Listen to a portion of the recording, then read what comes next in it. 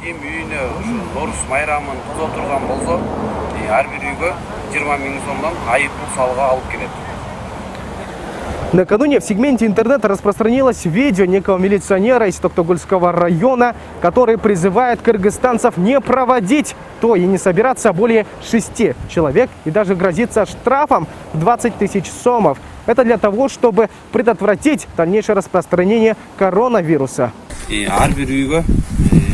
Правительство ввело ограничения на собрания. В каждом доме не должно быть более 6 человек. В случае проведения торжественных мероприятий или празднования Норуза я буду налагать штраф в размере 20 000 сомов. Накануне в МВД была проведена коллегия, где и было принято это решение. Новость была доведена до всех глав Айлык-Муты. Откуда этот милиционер взял такие указания, не знает и МВД. Видимо, милиционер решил взять инициативу по ограничению массового скопления людей в собственные руки, но явно превысил свои полномочия. Речи об ограничении количества людей в их собственных домах и не могло быть. Запреты на массовые застолья введены исключительно для кафе и ресторанов.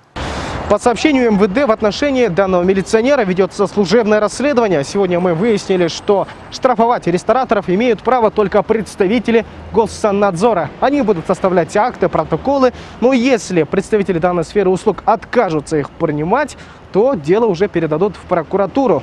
Мы с 11 марта всем крупным предприятиям общественного питания, рестораны, тойхана, чайхана, мы давали санитарные предписания об ограничении массовых мероприятий.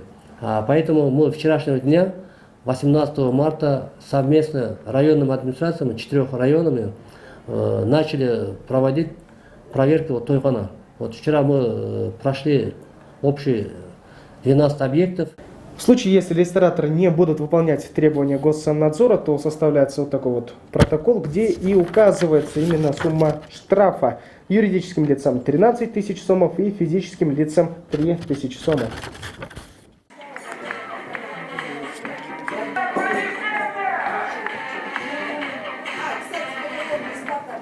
Накануне здесь состоялось торжество по случаю свадьбы на 200 человек. Это несмотря на распоряжение правительства о запрете массовых мероприятий, в том числе и тоев из-за эпидемии коронавируса сроком на 30 дней. Но мы видим, что данные распоряжения не выполняются. Сейчас мы попробуем поговорить с администратором заведения.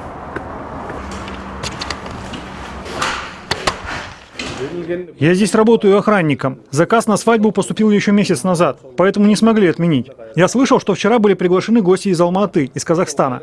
Но людей было примерно человек 200. В этом самом ресторане проходил и Кызу Зату. Вчера состоялась свадьба известного тамады. Наверное, больше банкетов не будет.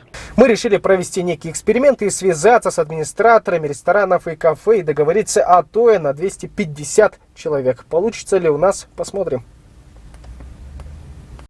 Алло, здравствуйте. Здравствуйте. Банкеты принимаете? На какую дату? 23, вот приблизительно, мы пока с датой не определились, 23, 24 или 25, вот я думаю 23. Апреля? Нет, марта. Нет, у нас же запрет по всему городу. До 6 апреля ни один ресторан не будет брать банкет. Да. Здрасте. Здравствуйте. Банкеты принимаете? Открыто, вот что-то. Не открыты они, последние заказы, которые приняли банкеты, доделались. Как вы сами могли услышать, многие рестораторы уже не принимают заказы, где количество человек превышает 50 или вовсе заведения закрыли. А тем временем Министерство здравоохранения просит граждан не посещать места массового скопления людей. Напомню, что коронавирус выявили у 3 граждан Кыргызстана. В данное время они находятся в инфекционной больнице Джалабадской области. Кубат Хуанышбекулу, Турган Ниязов, НТС.